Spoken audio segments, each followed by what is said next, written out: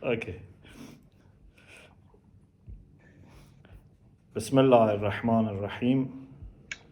لا حول ولا قوة إلا بالله العلي العظيم. Alhamdulillah Rabbil Alameen. وصلى الله على سيدنا ونبينا أبي القاسم المصطفى محمد وآله الطيبين الطاهرين لا سيما بقية الله في الأراضين عجل الله تعالى فرجه الشريف. اللهم أخرجني من ظلمات الوهم وأكرمني بنور الفهم. اللهم افتح علينا أبواب رحمتك وانشر علينا خزائن علومك برحمتك يا أرحم الراحمين. Alhamdulillah, we have tawfiq to continue our study of commentary on al-Manzumah. This part, as you remember, in the end of last session, I gave you an introduction that this part is about secondary intelligibles, al-Ma'qulat al-Thaniya. And Ayatummah Mutahhari rahmatullah alayh gives us a very good introduction about how we start understanding things and what we mean by ma'qul. So there are 4 types of understandings for human beings. 4 types of, we can say perception, but normally perception in English is used for understanding through 5 senses. Okay, so it's better to say just understanding because we want to use it for intellectual one also and others. Sorry, can we use the word grasp for it? To grasp means to fully understand, but if you want to say idrak, it has to be more general. So maybe understanding is better. So one type of understanding or one type of knowledge that we have is hissi. It's sensual. It's through our senses. It's which we can say perception. One type is khayali, which is not in the sense of imagination here, in the sense of the image of something that you perceived, you store in your mind, and then you remember that through your dhakira or memory, you remember that. Inshallah, I will explain more. One type is wahmi, and wahm here means to understand something which is individual, but it's not physical. Like, for example, a type of enmity that maybe a mouse feels towards the cat, for example, or maybe a fear that we have something. Of course, Ayatummah Mutahhari says some philosophers have questioned, and like Mulla Sadra, that whether we have something like wahmi or not. And the 4th one is aqli, intellectual or rational. So 3 of them are accepted by all. Hissi, which is sensual or perception, khayali, and aqli. So he says, for example, when a child opens his eyes to this world, first, for example, the child finds his mother and the breast of, for example, his mother that, for example, the child wants to drink, for example, etc. So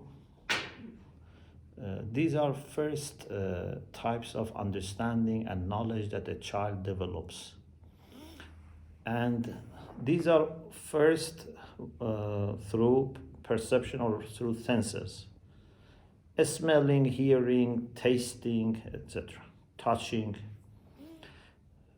And these are all juz'i, particular, okay? But then the child after few times experiencing something particular, may find that there are some commonalities here and some differences. So, for example, mother, father, another person, child find there are differences, there are similarities, etc. So little by little, the child moves from having particular concepts to universal concepts. Okay? So, Hissi is particular. Khayali, which is the same as Hissi, but just stored in the mind, and later you remember, review, maybe sometimes you put them together. Again, it's particular because it is connected to the outside world. But then you make a general concept. This is aqli. So this is called ma'qul. So when we say ma'qul, intelligible, we mean a type of understanding that we have after hissi and khayali, after seeing, touching, and reviewing, etc.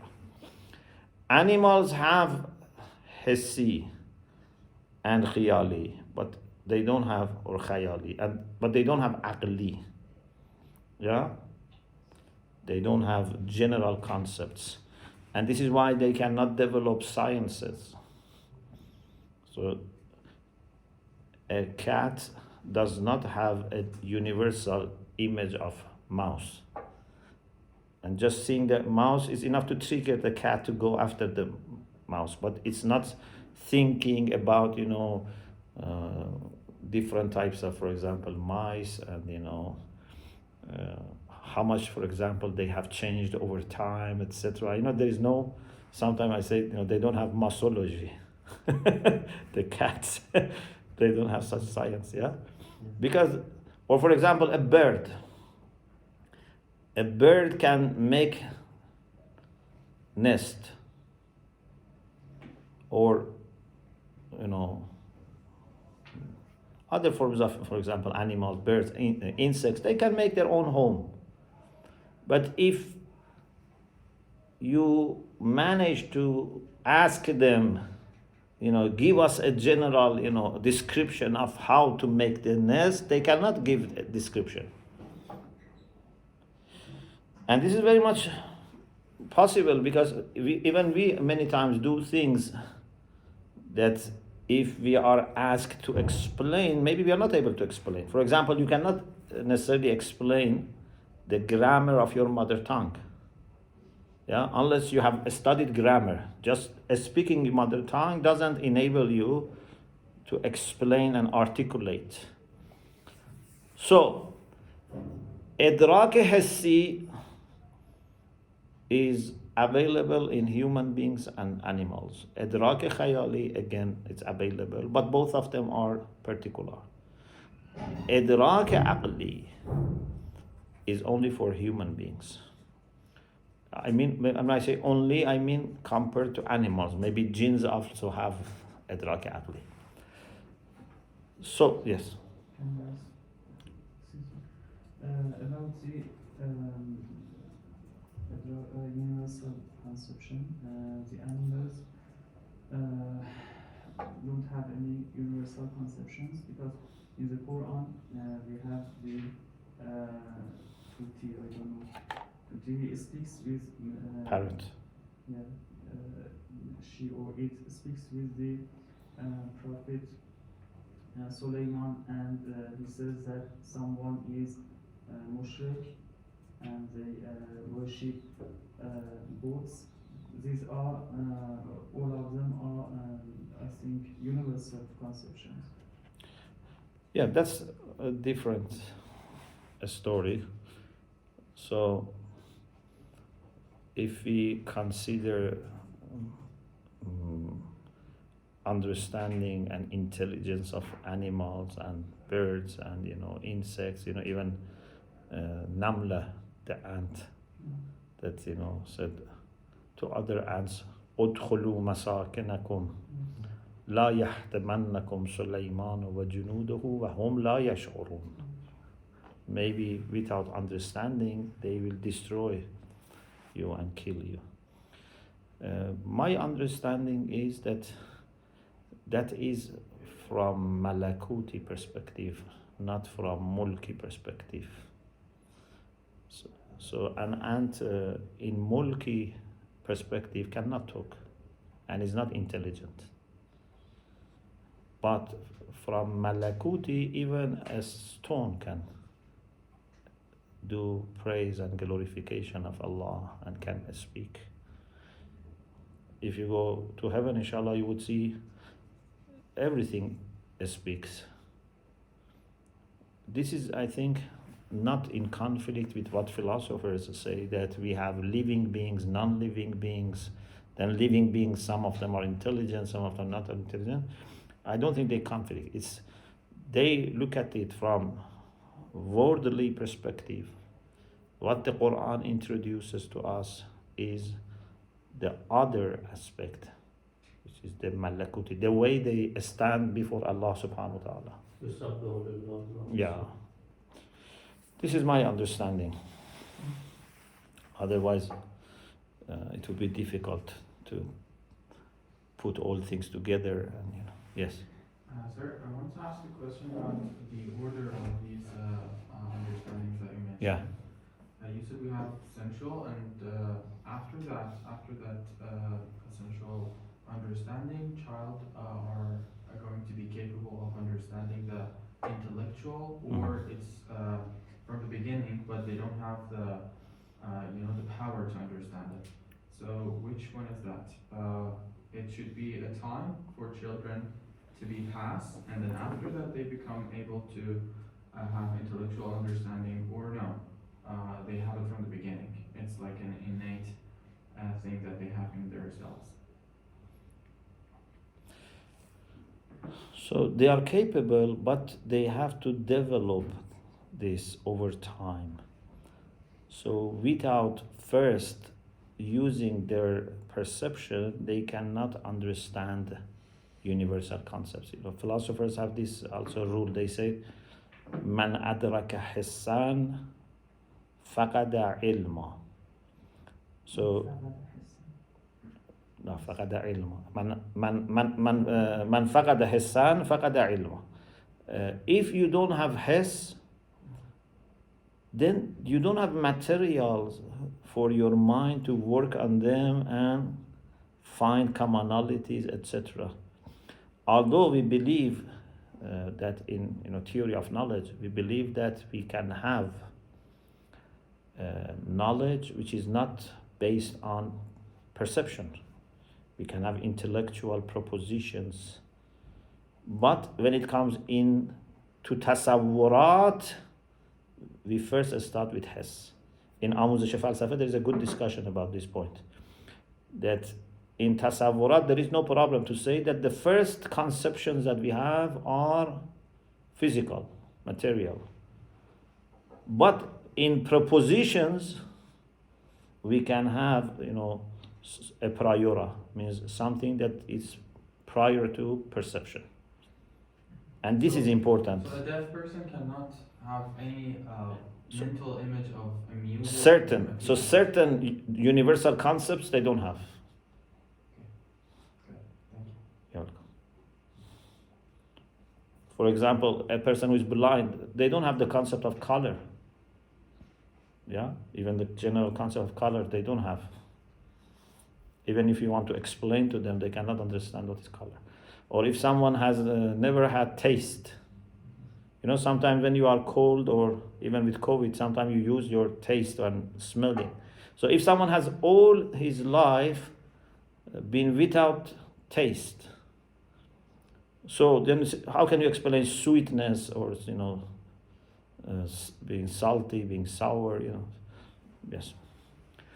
So these stages are there, and we go through these stages. When it comes to tasawwurat, to conceptions, the order is like this: حسی، خیالی، عقلی.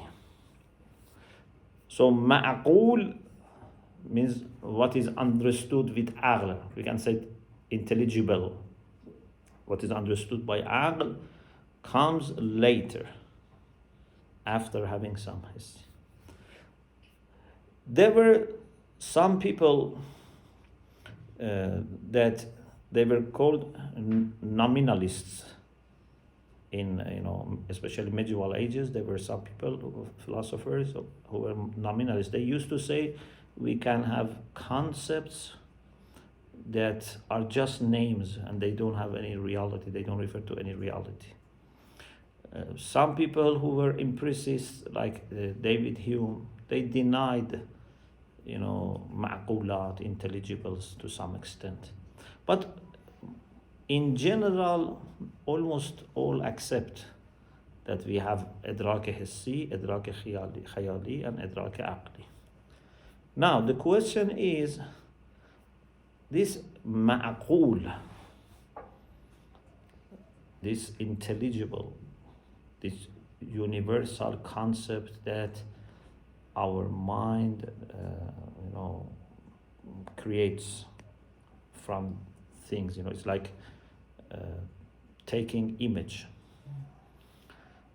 Suppose here, if you have a camera and takes picture of 6, for example, people, or 5, 6 people here. Okay, if there's a camera, takes picture.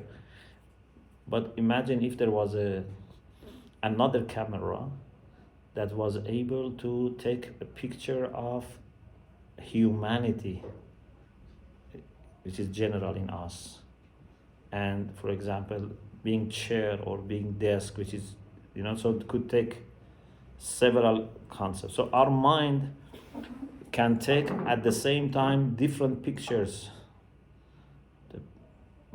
What is seen, what is heard, what is smelled. These are mahsusat. Then also can take intelligible concepts, kulliyat. And even these kulliyat does not come in one level and at once.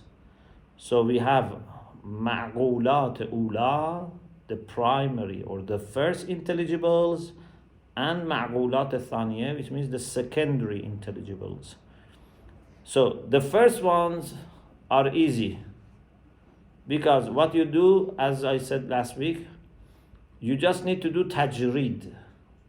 Yeah, just to separate what are exclusive, what are differences, separate, and what remains as a common element, that is ma'qul ula, or that is their mahiyya, that's mafhum mahuwi. But if you work on these ones that are already a result of tajreed, this ma'qulat ula, if your mind works on them and abstracts, then it is intiza', abstracts universal concepts which are taken from, again, universal concepts. These are ma'qulat thaniya. But we said ma'qulat thaniya by themselves are 2 types. Some are logical, mantiqi, ma'qulat thaniya, mantiqi. And these are the ones that mind takes abstracts from universal concepts, and only in mind they can be used. So they can only be used as predicates for concepts which are in mind. For example, we say al-insanu naw'un. Al-insan is ma'qul ula. But when we compare insan and haywan, we say al-insanu naw'un wal-haywanu jinsun. But to be naw' or to be jins is not used for something which is outside. For Zayd and Amr and Bakr, we don't say no or jins. For mahiyat, the general concept of insan, we can say no or for example, kulli, juz'i. Again, this is for mind and mental concepts. Something which is outside is not kulli and it's not also juz'i, because juz'i has to be mafhum, unless you use it in another sense. It is mutashakhis, but we don't call it juz'i opposite to kulli. But we can have secondary intelligibles which are applied to the things which are outside, and that is philosophical secondary intelligibles. Al-ma'qulatu thaniyatul falsafi. Like what? Instead of saying al-insanu naw'un, if you say al-insanu mumkinun, yeah? Or even you can say Zaydun mumkinun, Amrun mumkinun. You couldn't say Zaydun naw'un. Yeah? But here you can say al-insanu mumkinun, or even say Zaydun mumkinun, Amrun mumkinun. If we use these secondary intelligibles, they can be applied to the things which are in the external world. Although, like logical secondary intelligibles, their own place is mind. It is in the mind that they can be predicated. Yeah? So when I say al-insanu naw'un, philosophers say al-urudu fi al-zihn wal-ittisafu fi al-zihn.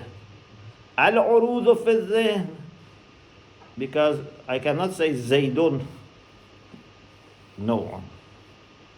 It's for something in mind. Al-ittisaf also is there. So neither I am taking through tajreed from outside, nor I can apply to something which is outside. But معقول ثانية فلسفي العروض في الذهن والاتساف في الخارج. In zihn, in mind, mumkin is separated from insan.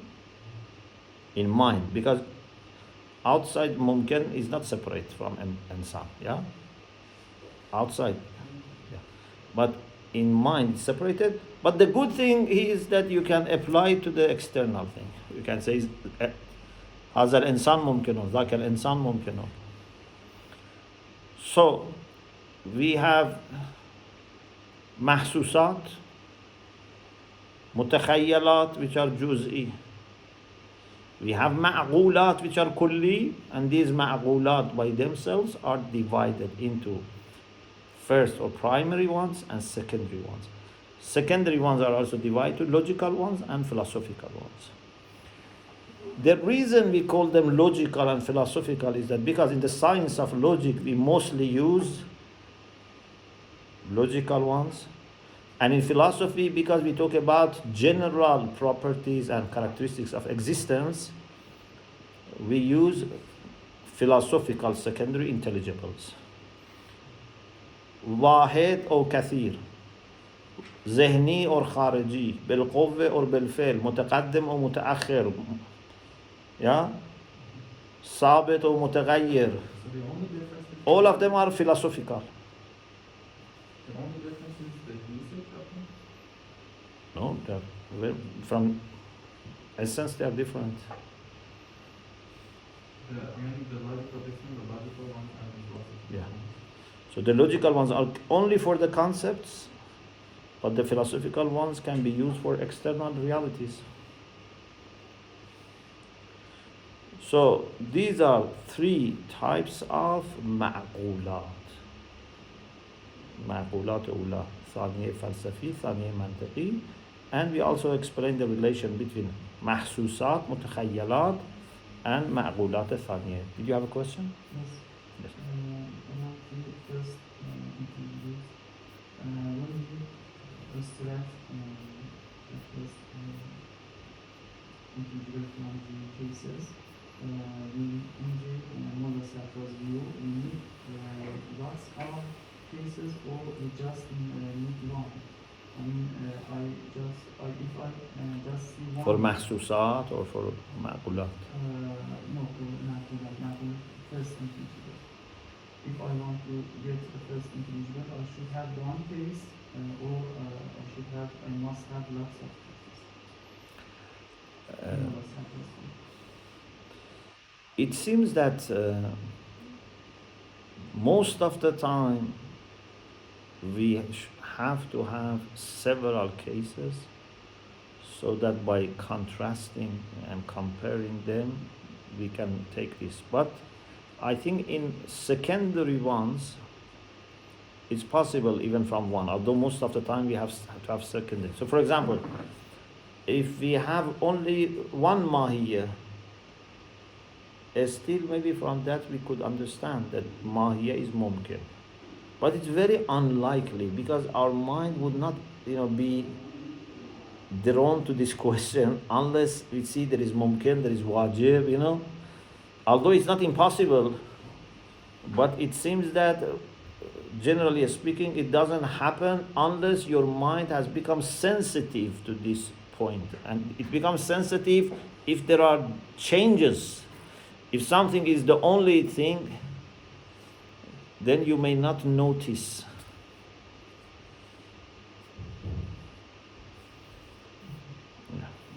No.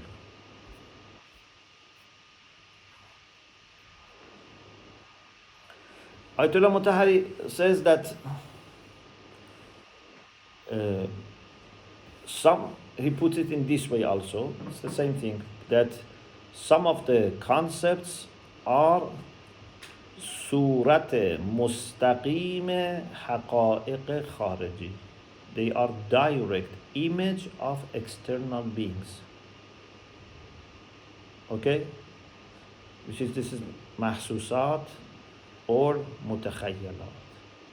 But after we directly get connected and we understand this, we take it to the mind, we may remember it and then review it. This is mutakhayyalat. But after that, he says, پس از آن قوه عاقله از هر چند صورتی از این صور که در یک جهت اشتراک دارند یک معنای عام در مرتبه عقل می سازد. So our mind, from several images that have something common, takes one common concept, which is Saniya. So, in this way, he tries to explain different types of understanding and the way the philosophers distinguish between three types of ma'qulat. Then he says, from this, maybe we can list these differences. Number one, so these are differences between primary intelligibles and secondary ones.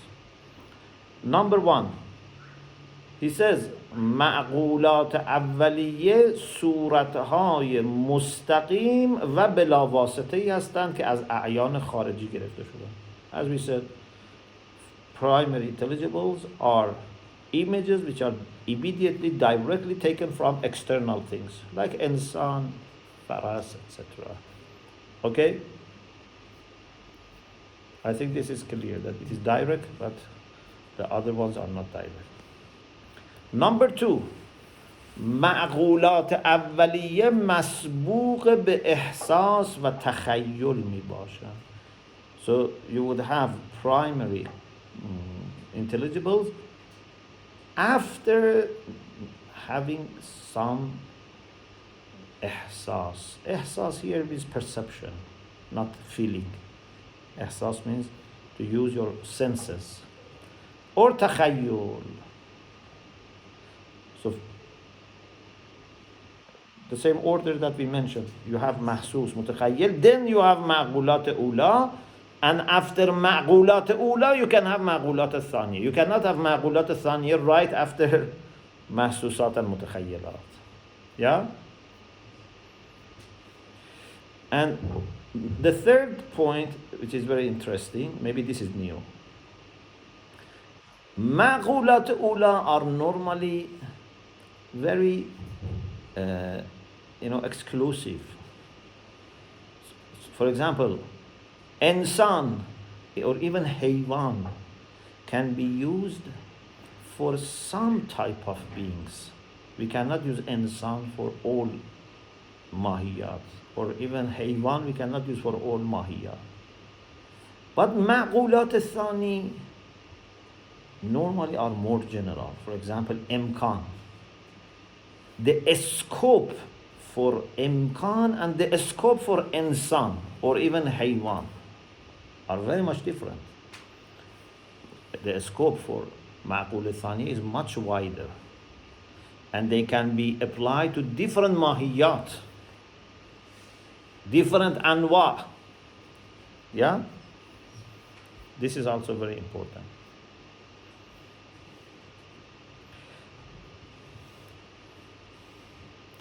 He says normally philosophers say the difference between human mind and mind of an animal, is that human mind can make kulli, universal concept. He says normally they say this is the difference. Insan is mudrake kulliyat. But he says the reality is that the main point that we should emphasize on if we want to distinguish between human beings and animals is ma'qulat al-thaniyah. Not that much about primary intelligibles. He says حقیقت این است که اهمیت بیشتر ذهن انسان از جهت ادراک معقولات ثانی است و فرق عمده‌ای که انسان با حیوان دارد از ناحیه ادراک همین معقولات ثانی است. So the main difference, although you can still say we don't have primary intelligibles also in animals, you may insist on that, but what shows capability of human mind is that it can reach secondary intelligibles. Yeah? Like for example, if someone can speak up to primary level, and someone can speak up to intermediate level, which one we should focus on if we want to say he is different from someone who cannot speak at all? If we say he speaks in elementary, okay, it's true, the other one cannot speak. But this person can even speak the intermediate level. So it's better to say this is the main difference. So animals, they don't have secondary intelligibles.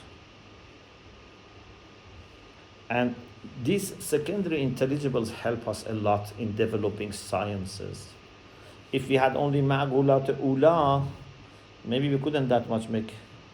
Because even in science, we need lots of ma'qulat thani. Because generally are from the secondary intelligibles. Where? In the sciences. Not always, unless they make general rule. Because science sometimes can talk about, for example, if you say this is water, this is not, predicate is not kulli. This is water is particular and it is not science, I think. In the sciences we use from the general propositions. Yeah. So and the general proposition. So in science, sometimes you may use mafahim mahovi, sometimes maybe sanavi falsafis. Especially when you make rules, general rules and laws in science, I think you have to use secondary. For example, about order. There's continuity, there is stability, there's uniformity. These are secondary ones.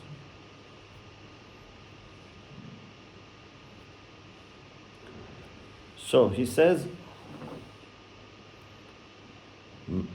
the reason they are called secondary is because they come one level after mahsusat and mutakhayyilat. So means ma'qulat ula first, they come after that.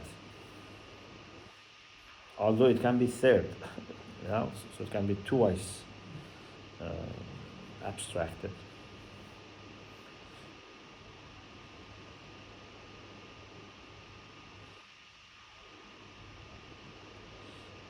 And this also, it's a matter of how our mind works, because it's possible, if you look at this from perspective of asalatul wujud, from primordiality of existence,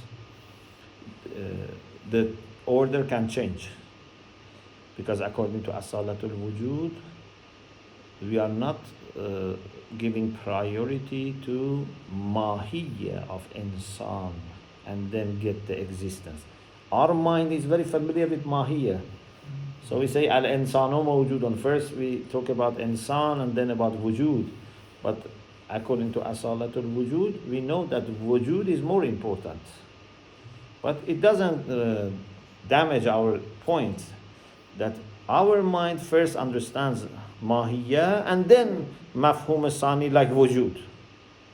Yeah, wujud is mafhum sani falsafi. It's not mahuwi. So mind can follow its own order, and we can prove philosophically that existence is more important than mahiyya. Okay, I think we stop here, and inshallah we continue bi'iznillah tomorrow. Alhamdulillah Rabbil Alameen.